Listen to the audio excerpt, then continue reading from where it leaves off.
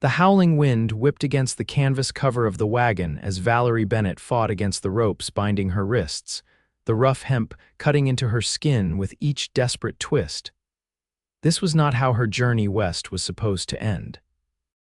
3 days earlier, Valerie had arrived in Copper Springs, Colorado, stepping off the train with nothing but a small trunk of belongings and a letter from her supposed fiancé, a wealthy cattle baron named Silas Thornton, who had advertised for a bride in the Boston newspaper where she worked as a typist.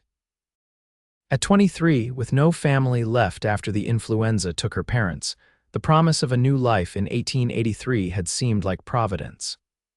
Now, as the wagon rumbled across the rugged terrain toward Thornton's ranch, she knew she had made a terrible mistake. Silas wasn't the gentleman his letters had portrayed. The moment they'd met, his cold eyes had assessed her like livestock at auction. When she'd expressed doubt about proceeding with the marriage after witnessing his cruel treatment of a stable boy, he'd smiled thinly and said, "You've come too far to change your mind now, Miss Bennett." That night, his men had dragged her from her hotel room, bound her hands, and thrown her into this wagon. Valerie's throat was raw from screaming. No one could hear her out here in the wilderness. Thornton rode ahead with most of his men, leaving just 2 to drive the wagon that held his reluctant bride. They'd stopped only briefly each night, offering her just enough food and water to keep her alive, always keeping her hands bound. "Please," she had begged the youngest guard that morning. "I'll pay you whatever I can, just let me go." He'd looked at her with something like pity before turning away. "Ain't no place for a woman alone out here, miss, and there ain't nowhere Thornton wouldn't find you." Valerie slumped against the wooden side of the wagon, the fight momentarily drained from her. The wagon hit a deep rut, jolting her painfully. She bit her lip to keep from crying out. She wouldn't give them the satisfaction. The wagon suddenly slowed, the driver calling to the horses. "What is it?" The second guard asked, rider coming. "Fast." Valerie struggled to her knees, peering through a small tear in the canvas. A lone figure on horseback was approaching rapidly, dust billowing behind the magnificent chestnut stallion. As the rider drew closer, she could make out a tall, broad-shouldered man, his face shadowed by a wide-brimmed hat. "State your business," one of Thornton's men called out, his hand moving to the gun at his hip. The stranger reined in his horse, keeping a careful distance. "Name's Grant Sullivan. Hunting a wounded buck that came this way." His voice was deep with a slight drawl. "Seen any tracks crossing the trail?" "Ain't seen nothing," the driver replied gruffly. "Now move along, we got important business." Grant's eyes flicked to the wagon, and Valerie was certain he'd spotted her face in the torn canvas. A muscle tightened in his jaw. "Mighty peculiar way to transport a passenger," he said casually. "Most folks I know prefer to ride up front." "This ain't your concern, cowboy," the second guard warned, his hand now resting openly on his holstered pistol. "Maybe not," Grant conceded, his posture relaxed though his eyes remained sharp. "But I sure would like to hear from whoever's in that wagon that everything's all right." The tension in the air thickened. Valerie's heart pounded so loudly she was certain everyone could hear it. "Last chance to move on, stranger," the first guard said, drawing his gun. What happened next unfolded so quickly Valerie could hardly follow it. Grant's hand moved in a blur, his revolver clearing its holster before either guard could react. 2 shots cracked through the air. The first guard crumpled to the ground, clutching his shoulder. The second managed to fire once, the bullet whistling past Grant's ear before a return shot knocked the gun from his hand. "Don't make me finish this," Grant said calmly, his gun unwavering. "Both of you on the ground, face down." To Valerie's astonishment, the men complied, the fight going out of them now that they were outmatched. Grant dismounted in one fluid motion, keeping his gun trained on the men while approaching the wagon. "Anyone in their needs help better speak up now." "Here," Valerie cried, her voice breaking. "Please help me." Grant moved to the back of the wagon, using his free hand to loosen the canvas. When he saw her bound and disheveled but unharmed, something dangerous flashed across his face. "You men are transporting a woman against her will." His voice was deadly quiet. "Just following orders," the driver muttered into the dirt. Mr. Thornton's bride got cold feet. He said to bring her to the ranch no matter what. Grant's eyes met Valerie's, a silent question in them. I'm not his bride, she said firmly. I came as a mail-order bride, yes, but I never agreed to marry him after I saw what kind of man he was. They kidnapped me. Without another word, Grant pulled a knife from his boot and cut through her bindings. His hands were calloused but gentle as he helped her from the wagon. Valerie stumbled, her legs numb from days of confinement, and he steadied her with a strong arm. Can you ride? He asked. She nodded, though in truth she had only ridden a few times in her life. Grant secured the guards with their own rope, took their guns, and disabled their wagon by removing a wheel. Thornton's about 3 hours ahead, the younger guard volunteered, perhaps hoping for leniency. 20 men with him. Appreciate the information, Grant said dryly. He helped Valerie onto his horse, then swung up behind her. I suggest you boys start walking. Town's about 15 miles back. As they rode away, Valerie felt the tension in her body begin to uncoil. The steady rhythm of the horse beneath her and the solid presence of the man at her back made her feel safe for the first time in days. Thank you, she said, her voice still rough from thirst. But you've made an enemy of Silas Thornton. He's a powerful man in these parts. Wouldn't be the first time, Grant replied, his breath warm against her hair. Thornton and I have history, but that's a story for when we're somewhere safe. He reached around her to offer a canteen. Small sips now, there's a line shack about an hour's ride from here. We can rest there and figure out our next move. Valerie took careful sips of the cool water, savoring it. You saved my life, Mr. Sullivan. I don't know how I'll ever repay you. Grant, he corrected gently, and you don't owe me anything, Miss Bennett, Valerie Bennett. But please, call me Valerie. They rode in companionable silence for a while, the vast landscape of Colorado stretching around them. Despite her exhaustion, Valerie found herself studying what she could see of her rescuer. His hands on the reins were strong and sure, his forearms tanned and muscled beneath rolled-up shirt sleeves. When he occasionally spoke to point out landmarks or wildlife, his voice carried a quiet confidence that soothed her frayed nerves. The line shack appeared just as the sun began its descent, a simple one-room structure nestled against a stand of pines. Grant helped her dismount, his hands lingering at her waist perhaps a moment longer than necessary before he set about caring for his horse. Inside, the shack was sparse but clean. A stone fireplace dominated one wall, a narrow cot the other. A rough wooden table with 2 chairs stood in the center. It's not much, Grant said as he entered behind her carrying his saddlebags, but it'll do for tonight. I've got some jerky and beans. Not exactly a feast, but it'll fill your stomach. While he prepared a simple meal, Valerie washed her face and hands in a basin of water he provided. The cool water against her skin was heavenly, washing away days of grime and fear. When she glanced up, she caught him watching her, his expression unreadable before he quickly turned back to the fire. Over their meal, Grant explained that he worked as a horse trainer on a ranch neighboring Thornton's property. There's no love lost between the Rocking S and Thornton's outfit, he said. He's been trying to push out smaller ranchers for years, doesn't take kindly to being refused. Is that why you were out there today? Because of your feud with Thornton? A ghost of a smile touched his lips. No, madam. That part was honest truth. I was tracking a wounded buck, but I'm mighty glad I came across your wagon when I did. His expression grew serious. Thornton won't let this go. Once he realizes you're gone, he'll come looking. What am I going to do? Valerie asked, the momentary relief she'd felt now giving way to fresh anxiety.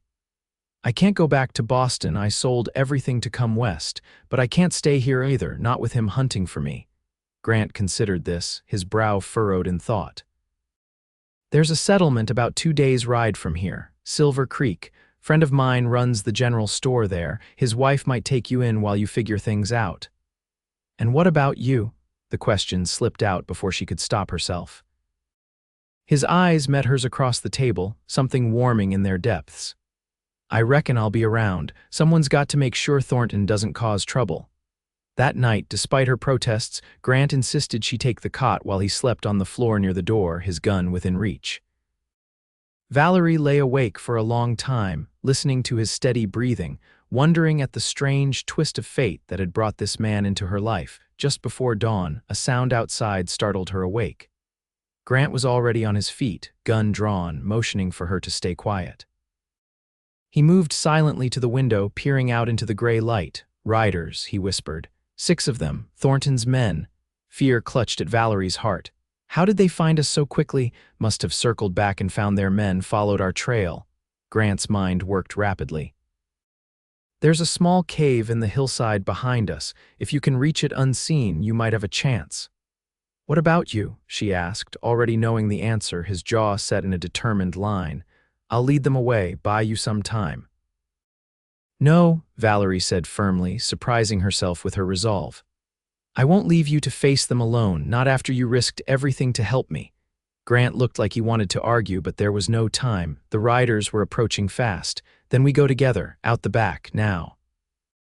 They slipped out through a rear window, Grant helping her down before retrieving his rifle from inside. The chestnut stallion was tethered at the back of the shack, partially hidden by the trees. Grant quickly saddled him, his movements efficient despite the urgency. "Stay low," he instructed as he helped her mount. "Keep your head down." He swung up behind her just as shouts came from the front of the shack. They'd been spotted. Grant dug his heels into the horse's flanks, and they shot forward into the trees as gunfire erupted behind them. The stallion was sure-footed even on the rough terrain, navigating between trees and over rocky ground with remarkable speed. Grant kept them moving through dense forest, crossing streams to obscure their trail, changing direction frequently. His arms encircled Valerie protectively as they rode, his body shielding hers from low-hanging branches. When they finally stopped to rest in a secluded clearing, the sun was high overhead. Grant helped her down, his hands strong and steady despite the danger they'd faced. "Are you all right?" he asked, his eyes searching her face with concern. Valerie nodded, though her entire body ached from the hard ride. "Will they keep looking for us?" "For a while," Grant admitted. "But they don't know these mountains like I do. We'll head toward Silver Creek, but not by any route they'd expect." They rode more carefully after that, taking hidden trails and sleeping under the stars. Each night, Grant built a small, smokeless fire, and they talked in low voices as darkness settled around them. He told her about growing up in Texas, about coming to Colorado after the war, about his dream of one day having his own ranch. In turn, Valerie shared stories of her life in Boston, of working at the newspaper, of her parents' deaths that had left her alone in the world. On the third night, as they camped in a sheltered valley, a sudden summer storm broke overhead. They barely made it to the protection of a shallow cave as rain pounded down, turning the world into a curtain of water. "Might be a blessing in disguise," Grant said, shaking water from his hat. "Rain will wash away any tracks we've left." The cave was small, forcing them to sit close together as lightning illuminated the sky outside. In the brief flashes of light, Valerie studied Grant's profile, the strong line of his jaw, the slight cleft in his chin, the way his hair curled slightly at his collar. Something warm unfurled in her chest, something that had been growing since the moment he'd cut her free from that wagon. "Why did you do it?" she asked softly. "Help me, I mean, you could have just ridden on, avoided all this trouble." Grant was quiet for a long moment, staring out at the storm. "My sister," he finally said, his voice rough with emotion. "Emily. 5 years ago, she answered an advertisement similar to the one you responded to, the man who'd placed it." He paused, his jaw tightening. He wasn't looking for a wife. He was gathering women for the brothels in mining towns. By the time I tracked her down, it was too late. Valerie's hand found his in the darkness, squeezing gently. "I'm so sorry." "I couldn't save her," he continued, "but when I saw you in that wagon, I couldn't ride away, not again." Without thinking, Valerie leaned forward and pressed her lips to his cheek, a gesture of comfort that turned into something more when he turned his head slightly, their lips meeting in a soft, tentative kiss. For a heartbeat, neither moved. Then Grant's hand came up to cradle her face, deepening the kiss with a gentle passion that took her breath away. When they finally parted, both were breathing heavily. I shouldn't have done that, Grant said, though he didn't move away. You've been through so much. The last thing you need is what? Valerie challenged, surprising herself with her boldness. Someone who respects me enough to ask what I want, someone who sees me as more than property to be bought or stolen. She placed her hand over his heart, feeling its strong beat beneath her palm. In all my life, I've never felt safer than I have with you, Grant Sullivan. The storm raged outside, but within their small shelter, something new and fragile was taking root. They reached Silver Creek 2 days later, a small but thriving settlement nestled in a picturesque valley. Grant led them directly to the general store, where a burly man with kind eyes greeted them warmly. Sullivan thought you might have been eaten by that mountain lion that's been prowling around. His gaze shifted to Valerie, curious but not unkind. Frank, this is Miss Valerie Bennett, Grant said. She's had some trouble with Thornton, needs a safe place to stay while things cool down. Frank's expression darkened at the mention of Thornton. Say no more. Martha will be happy for the company. Come on in, Miss Bennett. My wife will get you settled. Martha Willoughby proved to be a plump, cheerful woman who immediately took Valerie under her wing, clucking sympathetically at her story and insisting she stay as long as necessary. She provided fresh clothes, a hot bath, and a proper meal that nearly brought Valerie to tears after days of trail rations. Grant stayed in town too, taking a room at the boarding house. Each day, he would check in on Valerie, sometimes taking her for walks around the small town or sitting with her on the Willoughby's porch in the evening. Despite the constant awareness that Thornton might still be searching for them, Valerie found herself happier than she'd been in years. 2 weeks after their arrival, as they walked along the creek that gave the town its name, Grant stopped and turned to her, his expression serious. I received word from a friend who works for Thornton, he said. Thornton's moving on. Seems he's found himself another mail-order bride, someone more compliant. Relief flooded through Valerie, followed quickly by concern for this unknown woman. Shouldn't we warn her? Grant smiled, a genuine smile that transformed his usually serious face. Already taken care of. Sheriff in Copper Springs has been notified. He'll be watching Thornton closely when the lady arrives. Valerie leaned against a cottonwood tree, letting the news sink in. So it's over. I'm free. You're free, Grant confirmed, stepping closer. Free to do whatever you want. Stay here in Silver Creek, go back east, find a new town.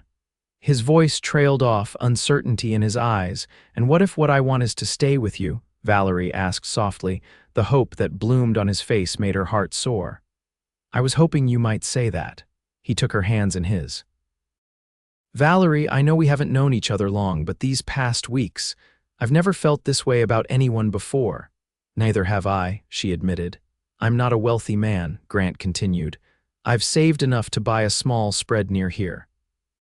Nothing fancy, mind you, but good land with plenty of water, room for horses, maybe some cattle. He took a deep breath. Room for a family someday. Valerie's eyes filled with tears. Are you asking me to marry you, Grant Sullivan? I am, he said, dropping to one knee before her. But not as a mail-order bride, not as any kind of arrangement, just as the woman I've come to love, if you'll have me. Yes, Valerie whispered, pulling him to his feet and into her arms.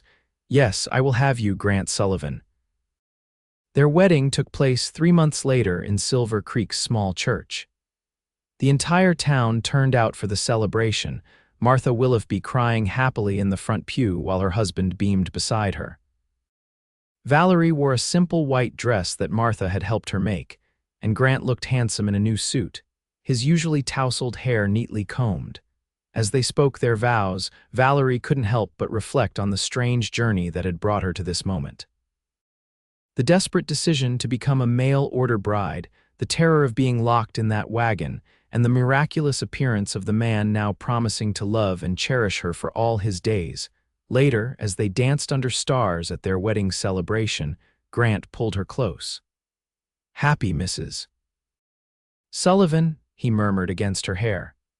Happier than I ever thought possible, she replied truthfully. Their home was indeed modest but beautiful, situated on a rolling piece of land with a clear view of the mountains. Grant worked tirelessly to make it comfortable for Valerie.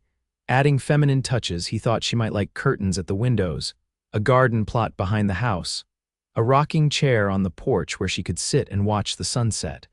Valerie threw herself into learning to be a rancher's wife.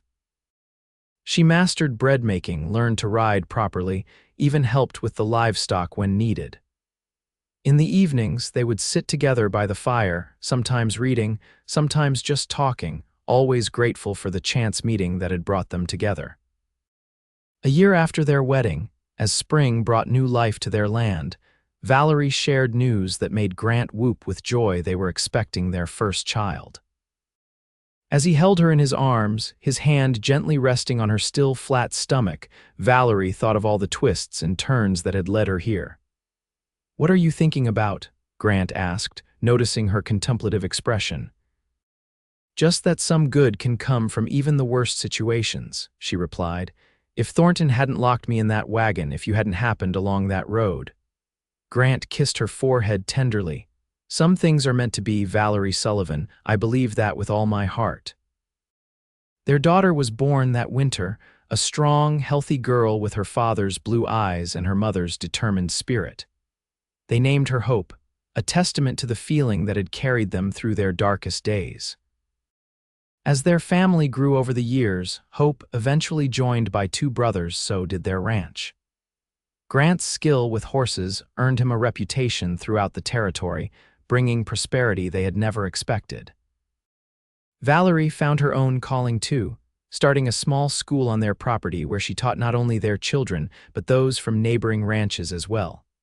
Sometimes, on quiet evenings when the children were asleep, Grant and Valerie would sit on their porch and watch the stars emerge. His arm would be around her shoulders, her head resting against his chest, their heartbeats synchronized after years together. "You ever think about how differently things might have turned out?" she asked once, 20 years after he'd cut her free from that wagon. Grant's arms tightened around her. "Every day," he admitted. "And every day I thank whatever force in the universe put me on that trail at that exact moment." Valerie smiled, turning to kiss him with the same passion that had only deepened with the passing years. "I may have started as a mail-order bride, but I found my own way to happiness." "That you did, my love," Grant agreed, his weathered hand caressing her cheek. "That you most certainly did." And as they sat together watching the moon rise over the land they'd built together, Valerie Bennett Sullivan knew that sometimes the worst moments in life could lead to the best if you were brave enough to seize the chance at freedom when it came, and wise enough to recognize true love when it found you.